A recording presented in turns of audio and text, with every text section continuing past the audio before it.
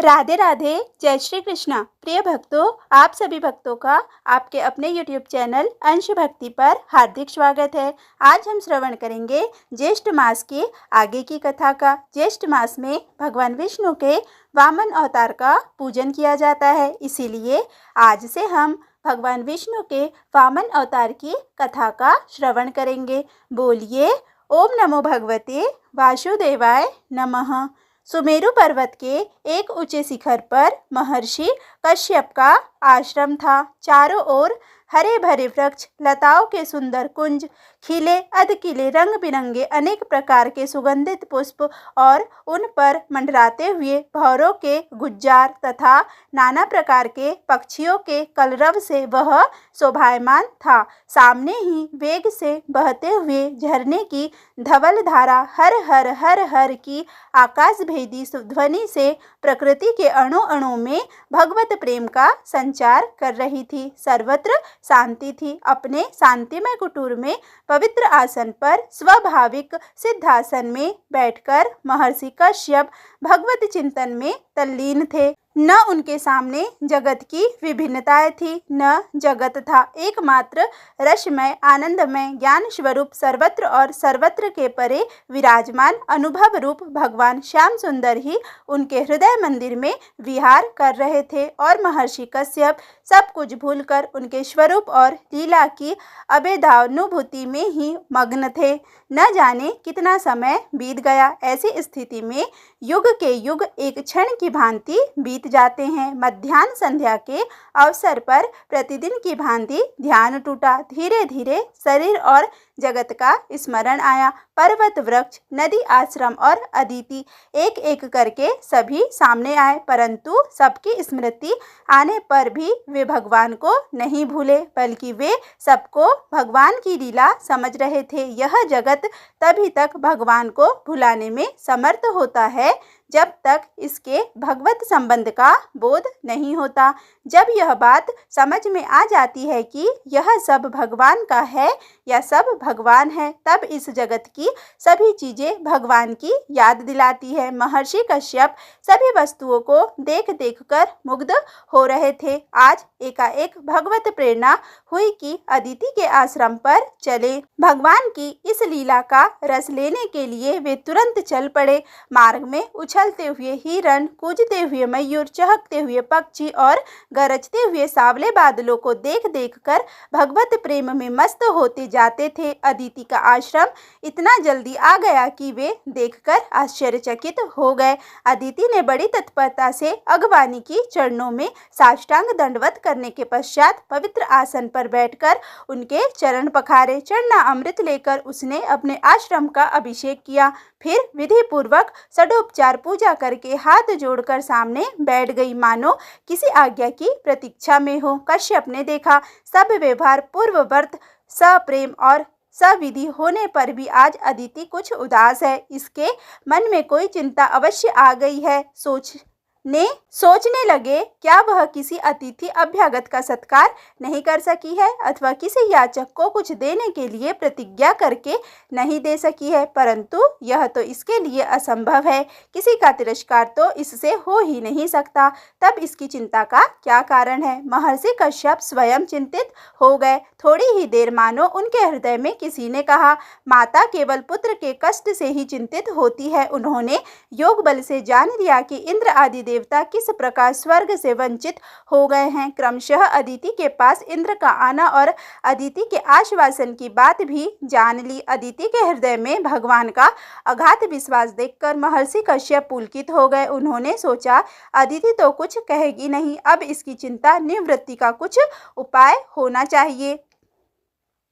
कहीं कहीं और विशेष करके महात्माओं के पास कुछ कहने की अपेक्षा न कहने का प्रस्ताव अधिक पड़ता है, परंतु इसमें बड़े धैर्य की आवश्यकता होती है। इस परीक्षा में अदिति पास हो गई। इसी समय इंद्र ने आकर प्रणाम किया। उन्हें चरणों में से उठाकर कश्यप ने हृदय से लगाया और अनेक प्रकार से समझाया। उन्होंने बताया कि इस सृष्टि का उद्देश्य तभी पूरा होता है जब भगवान का भजन किया जाए। यदि तुम स्वर्ग के स्वामी होकर भी भगवान को ही भूल गए, अभिमान, काम, क्रोध और विषयों के सेवक बन गए, तो यह आवश्यक था कि तुम्हें उस स्थान से च्युत करके चेतावनी दी जाए। अब संभल जाओ और पूर्ण रूप से भगवान की शरण ग्रहण करो, उनकी सेवा में ही अपनी सारी शक्ति लगा दो। इसके बाद सभी देवता और इंद्र इकट्ठे हुए और सब आग्रह करके कश्यप तथा अदिति को ब्रह्मलोक ब्रह्मा की सभा में ले गए।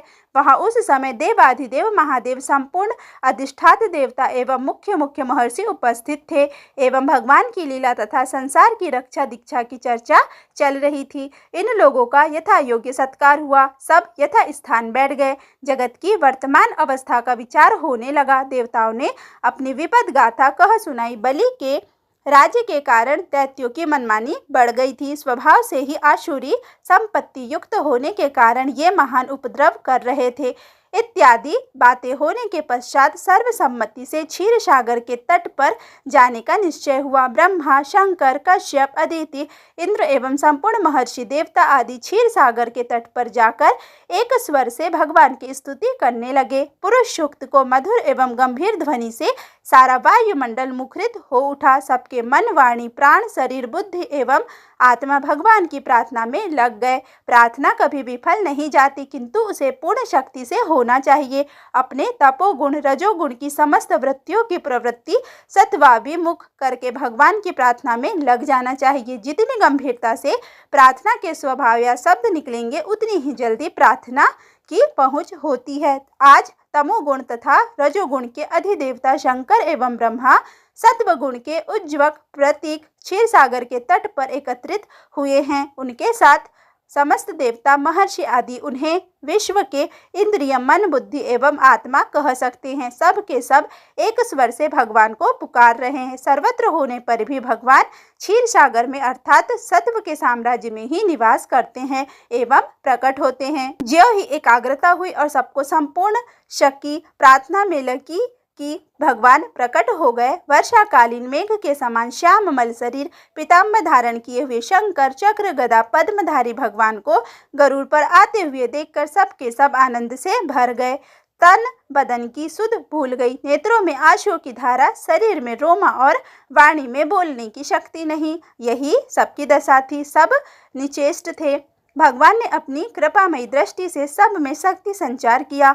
लोग उठकर खड़े हुए, सिर झुके थे, अंजलियां बंधी थी। ब्रह्मा ने सबका प्रतिनिधित्व किया। प्रभु, आप तो सर्वज्ञ है, सर्वशक्तिमान है और परम दयालु है। क्या इस समय आपकी यही इच्छा है कि आसुरी संपत्ति की वृद्धि हो, इंद्र के राजत्व काल में बलि का राज्य हो, असुरों के उपद्रव से त्रिलोकी त्रस्त है? भगवान दया करो, दया करो। भगवान ने मुस्कुराते हुए कहा, आप लोग घबराए नहीं, मैंने सब व्यवस्था कर रखी है। मैं शीघ्र ही कश्यप के द्वारा अदिति के गर्भ से अवतार ग्रहण करूंगा। संतोष करो, शांत हो, मुखी हो। भगवान को अभव वाणी सुनते ही सभी प्रसन्नता से खिल उठे। कश्यप अदिति के आनंद की तो सीमा ही नहीं थी। भगवान के अंतर्ध्यान होने पर सभी अपने अपने लोक में चले गए।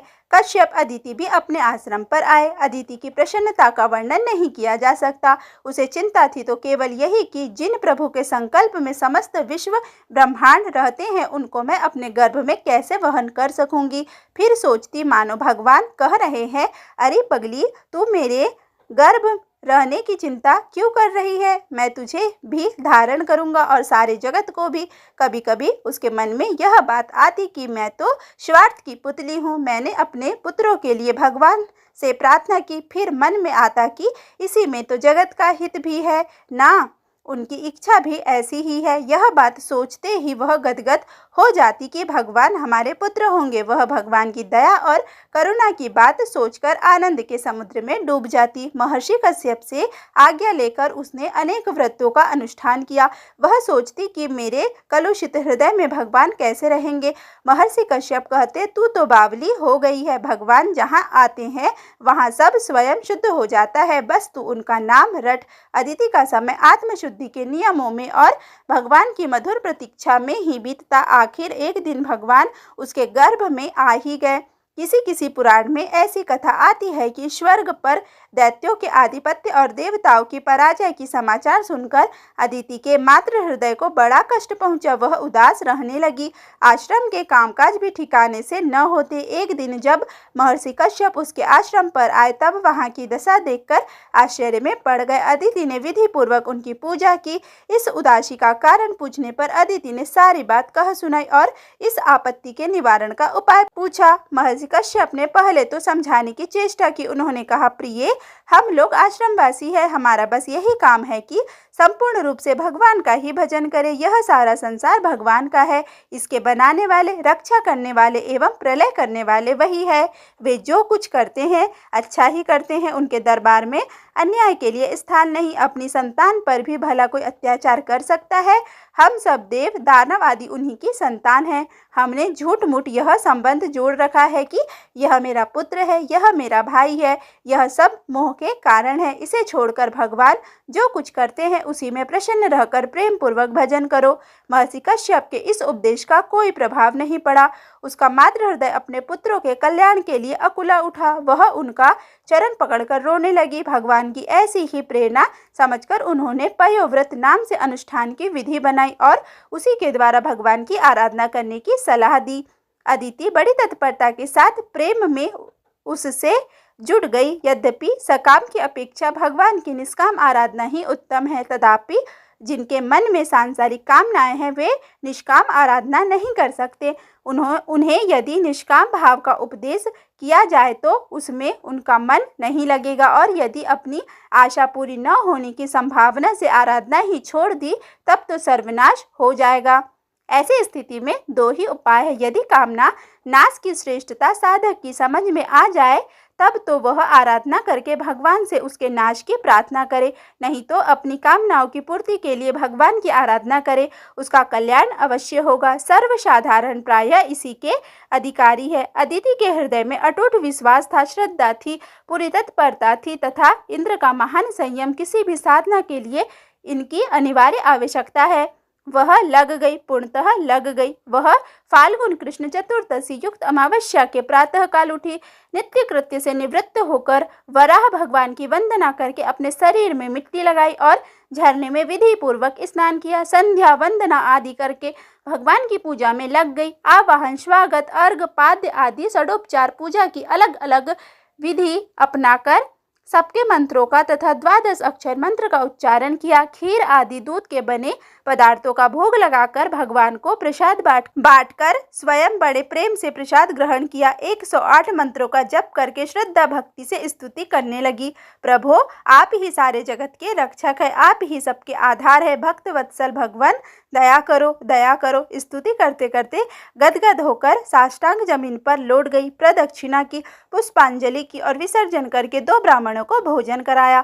उनके खीर आदि खा लेने के पश्चात आज्ञा लेकर स्वयं भोजन आदि किया। फिर रात में भूमि शयन आदि का व्रत ग्रहण किया। फाल्गुन शुक्ल प्रतिपदा से लेकर द्वादशी पर्यंत पयोव्रत होता है। इसमें दूध की ही मुख्यता रहती है। दूध में भगवान का स्नान, दूध से बनी वस्तुओं का नैवेद्य, उसी से भोजन, ब्राह्मण और उसी का प्रसाद पाना होता है। प्रतिदिन विधि पूर्वक भगवान की पूजा, हवन, ब्रह्म भोजन, त्रिकाल स्नान, तर्पण आदि किया जाता है। अदिति ने बड़े मनोयोग से 12 दिन तक सब नियमों का पालन किया। वह कुसंग से दूर रहकर संपूर्ण प्राणियों से प्रेम करती और संपूर्ण विषय भोगों एवं आराम को सामग्रियों से विरक्त रहकर भगवान के चिंतन, स्तवन में, भजन में लगी रहती। त्रयोदशी के दिन तो महान उत्सव हुआ। अपनी शक्ति के अनुसार भगवान की पूजा हुई। बड़ा भारी हवन हुआ। यतिविजों एवं गुरुओं को बहुत बड़ी दक्षिणा दी। ब्राह्मणों से लेकर चरणालतिक को यथा योग्य भोजन कराया। भजन, कीर्तन, नृत्य गान हुए।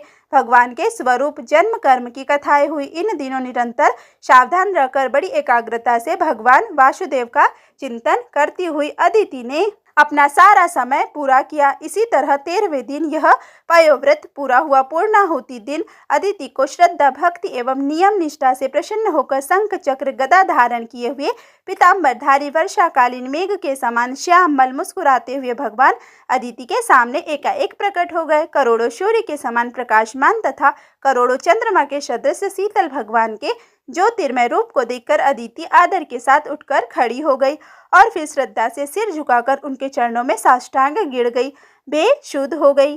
थोड़ी देर बाद जब चेतना आई तब अंजनी बांधकर उठ खड़ी हुई। उस समय अदिति को विलक्षण दशा थी, आंखें आंसुओं से भरी थी, सारा शरीर पुलकित था, आनंद से गदगद होकर वह कांप रही थी। स्तुति करना चाहती थी परंतु कर नहीं सकती थी, गला रुंधा हुआ था, उसकी आंखें एक टक भगवान के मुख कमल पर लगी थी। उसके रसपान में वह मस्त थी, ओठ फुरफुरा रहे थे परंतु स्पष्ट बोला नहीं जाता था। प्रिय भक्तों, आज का अध्याय यहीं पर समाप्त हुआ। इसके आगे की कथा हम अगले अध्याय में श्रवण करेंगे। बोलिए ओम नमो भगवते वासुदेवाय नमः।